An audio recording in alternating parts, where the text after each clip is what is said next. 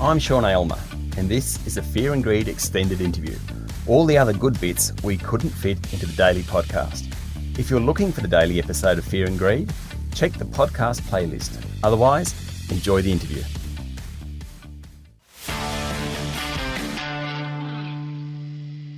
Of course, I'd say this, but audio is booming right now.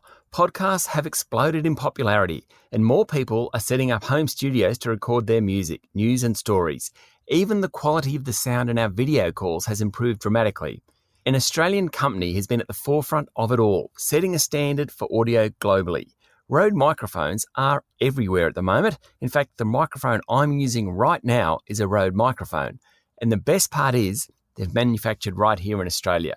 Peter Freedman is the founder of Rode Microphones and is my guest today. Peter, welcome to Fear and Greed. Thank you very much. I'm really happy to be with you. Take me through the Rode story. Your father started Freedman Electronics as a shopfront more than 50 years ago.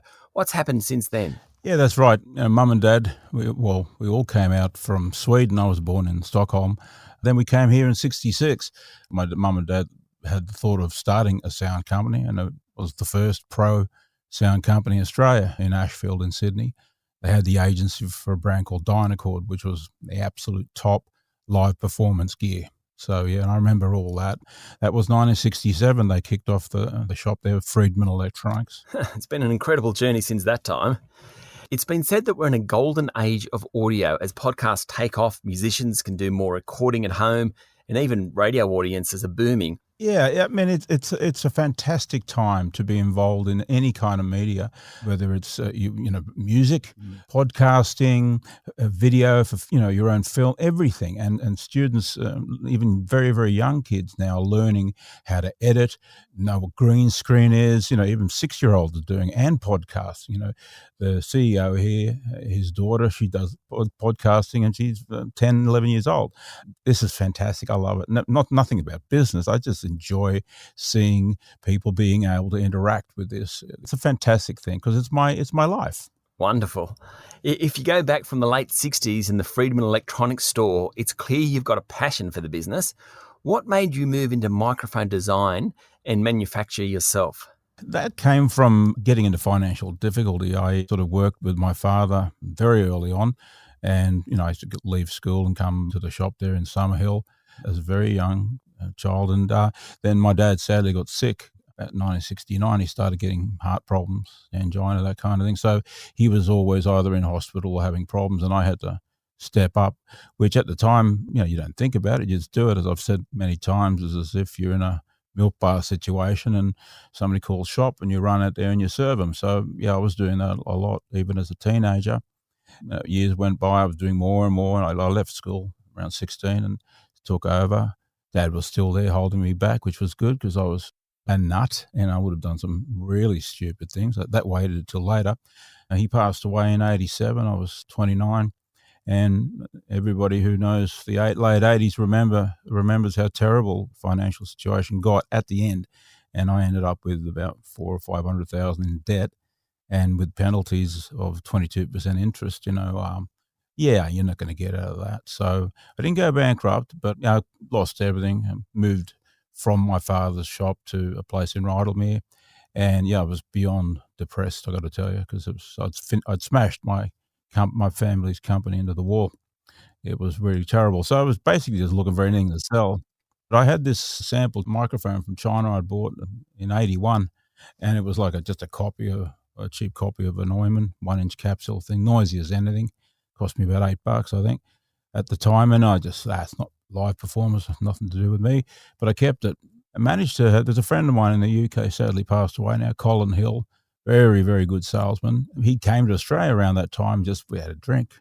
And he's saying, I'd love to live here. I always wanted to live. And I thought, yeah, I need somebody like you. So I offered him a job. And about 6 weeks later, he was in Sydney. And that was perfect for me because I could focus on the tech.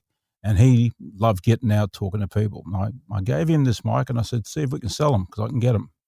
And he comes back after a couple of days on the road and says, there's a lot of interest in this. And this was at the beginning of the home recording revolution, which was digital. Before that, it was cheap tape or like Portadats tape, or if you were lucky, you had a 1/2-inch 8-track or 4-track rather. But now you could do an ADAT, which was that on VHS tape, digital recording. And that, what do they need? They need good mics. And it's either a $5,000 Neumann or nothing. And I modified these things. They sounded all right, and I could sell them retail for $500. Now That's a good markup. Yeah. Well, it's not that, because the biggest money is made by the dealer, by the way, not by us. So after we brought them in, and of course we'd done the packaging and we modified the boards and we did all that, we made our good margin. But the stores and the distributors internationally, they're the ones who make the margin, that's the way it should be. They're working hard at it. That's an incredible story to that point. How did you go from that early imported and modified microphone to developing your own? It's like the old 30 years of overnight success. So it's just slogging away at it, and still in trouble, but selling 10, 20, 30. I got photos of us, checking a group of 10 mics and packing them. But the real break came when I went to the States. I was still in huge trouble. I'd lost my house, 2 little kids. Got a ticket to LA. I used to go to the music show there in Anaheim near Disneyland, and I did it all on a credit card. And this one was, if I don't sell anything, I can't get home. It was that kind of tough. Walking the streets because I couldn't really afford a rental car. Knocked back a lot, which is really good for your resilience, I suppose. But West LA Music was the name of the store. It had been around forever. And there was a guy called Mark Spiewak. Sadly, he's passed away as well. But I gave him the pitch. I was there for a long time. At the end, he said, well, let's plug it in. And I plugged it in, and it didn't work. It was broken. The blood runs out of my face, and I think, well, that's the end of that after all the costs and all the, pitching, etc. But he said, look, man, I can tell, this is real. This is going to be good. The pitch is right. We know it's just an unlucky thing. And they ordered 100 off me. I was crying, actually. It was, and even one of the sales guys, Noel Gould, who's now a politician, I believe, over there, bought the first one. I kept one of the dollars from that sale. But yeah, we were off. I couldn't supply 100 because we didn't have them, and they wanted to pay me with a US check, which was even funnier because I'm not going to be able to bank that. But I knew I had something because in the States, has always been, you can't supply them anything. They sell product with profit lower than you can buy the parts normally. So to be able to have something that they want, well, you got something. I just knew it. That's a great story, and I get the sense there's a lot more to tell. Stay with me, Peter. We'll be right back.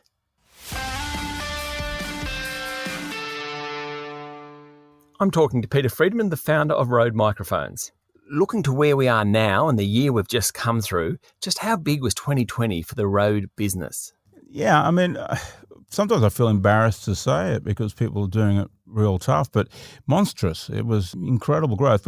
Although I've got to say to you, 20 years ago, we had ups and downs, and people saying, oh, well, there's seasonal things in any business, and you've got to have it so you're prepared that it's going to be down for a while and it comes back up again. And, I got really tough in the end. I go, no, I'm not interested in that. We're not having a bad month. We're going to do whatever it takes. So we make budget every month.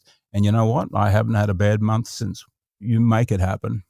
And so we keep growing. We've been on this upward trajectory. Certainly the last year was up, mind-blowing, because of podcasting. We got the number one podcasting console in the world, the Rodecaster Pros, hundreds and hundreds of thousands of them.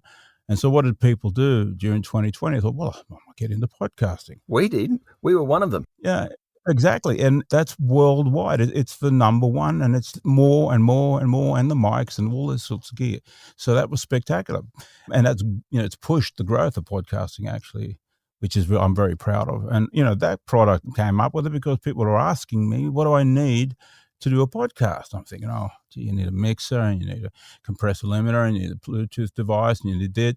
No, you're not going to be able to run it for a start. And that's about $20,000. So I thought, well, here's an opportunity. And that's how we do everything. We make gear that we want to buy too, by the way. It makes it pretty simple. Now, we put untold millions into the development, and continue to do so. So if you weren't selling hundreds of thousands, well, they would be a very expensive piece of audio gear. That's the beauty of mass production, isn't it? If you try to make one iPhone, it would be the size of a house and cost $100 million. I mean, forget it. and they're still expensive. But along with that, of course, we also, the people who do film, video, there's a lot of that going on. Even the ones limited to being able to go outside, well, they were doing that.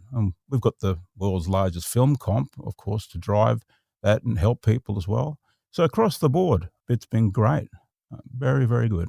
How important is it to you that Rode microphones are manufactured locally?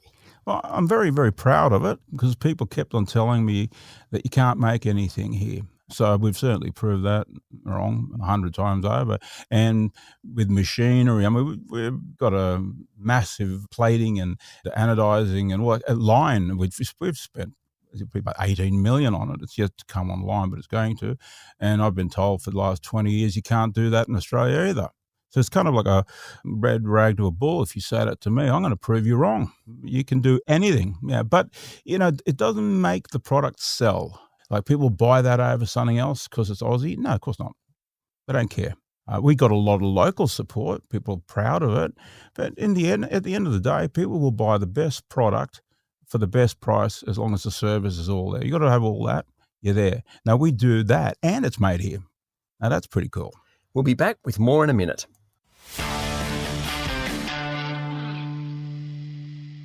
My guest this morning is the founder of Rode Microphones, Peter Freedman. You export a lot of products all around the world. Where do you see the most demand coming from? If it wasn't for export, we wouldn't be in business. That's why I went to the States, because I wanted to crack that. And, we're super strong there. We've got our own team, have had for 25 years. They're actually just a warehouse and sales and service, but it's a big team. And then internationally, all the other countries you could name, I think 117, that we're super strong in, and then the smaller ones are held by them. We've got distributors. But our growth sort of push now is into China, which is still, it's been good for us, but it's really getting good. Malaysia, Indonesia, that's a really big area. But India is my target because, and with the free trade agreements, I know it's taking a little bit of time, but when that drops, you can imagine the broadcast requirement there. How many podcasts, Roadcaster Pros do you think are going to be sold in India? People run around with an iPhone and that's an outside broadcast camera. And we make all that gear. And that's one of the biggest markets in the world. I think it could easily surpass the States for us. Now, this is a personal opinion, but I think your products are really well designed. They're beautiful to look at and very functional to use. Is the design of your equipment as important as the function? Yeah, of course. I mean, I'm involved with the Australian Good Design Awards and Council, and design it's a broad term, isn't it? So something's got to be fit for purpose. Right? You can have innovative design, something innovative, and it's got a 9-headed teapot. Well, I don't want it. Do you? So it's innovative. So it's actually got to be something that actually gives benefit to someone, and then it does that really, really cleverly, makes it easy for people to use, and then it's got to be beautiful to look at as well. There's a lot of things there: form, function, fit for purpose. All these things come together. And I think we're pretty good at it, But I will always, when I'm involved with the company, and the rest of the team does as well, what's the first thing? As if we're making a racing car. Get the chassis right, the engine, it handles, it corners, it brakes, the engine's got the power, and then we'll skin it in a really sexy suit, or dress, whatever you want to call it. I like that. In 2016, you were awarded the Order of Australia for services to export and philanthropy in the arts.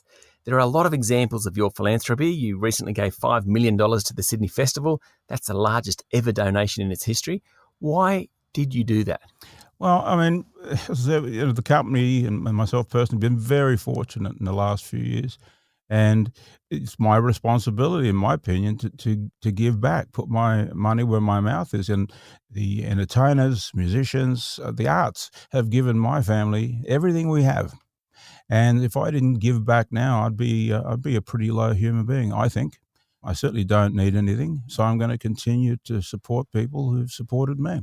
Can you tell me about the $9 million guitar you bought? It's an incredible story.